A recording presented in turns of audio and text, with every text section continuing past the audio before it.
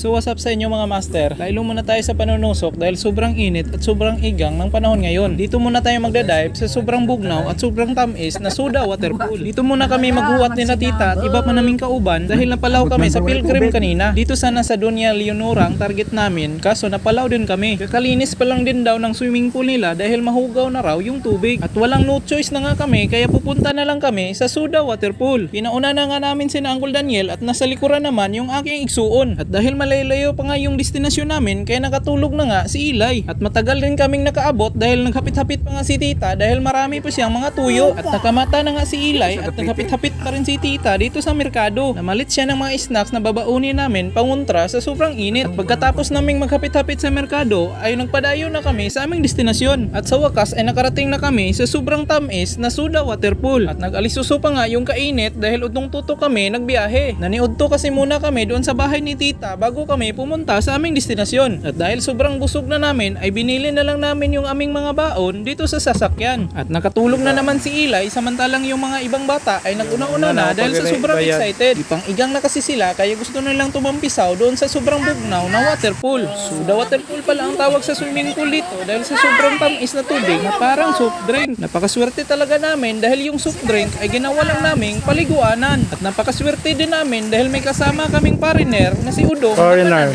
Hey, where are you from? I'm from Canada. From Canada? It's my first time here. Soda water pool. Okay. Napakaswerte daw namin matod pa sa pariner dahil yung soda doon sa kanila ay ginagawa nilang soft drink. Pero dito sa amin ay ginagawa lang namin kaliguanan at ihianan. Kaya tara mga master, titilawan natin ang tubig kung talagang lasang soda ba talaga. At dumiskarte pa nga si Udong para makadiscount kami sa aming entrance. Taga kami din. So, taga Canada na siya.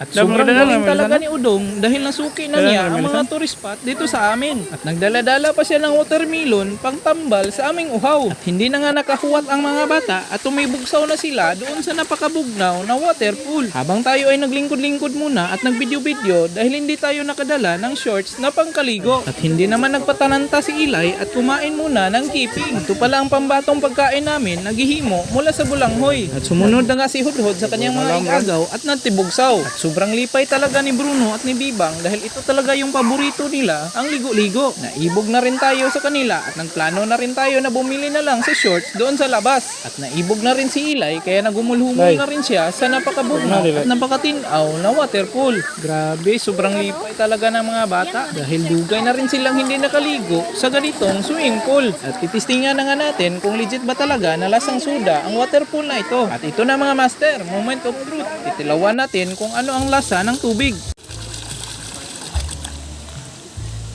At legit nga mga master, lasang soda talaga yung tubig. Pero hindi naman lasang Sprite. Ipanggutom na nga ang mga bata kaya nagsimo-simo muna sila sa aming sobra ng aming mga baon.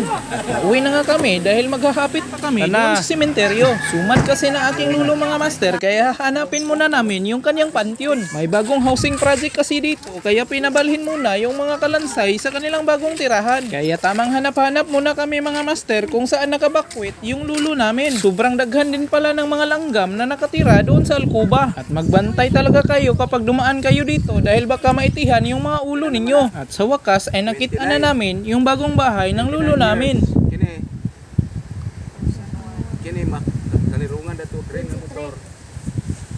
At nagbabay na si Chris sa kanyang lulo dahil may pangitaon pa kami na isa pang lulo. Kailangan namin ito mahanap kaagad bago pa mag-ngit-ngit. Buti na lang at maabtik yung mga mata namin mga master at nahanap namin ito kaagad. Kaya sa mga parente at igagaw namin na nanonood ay ito yung lokasyon ni Luluter.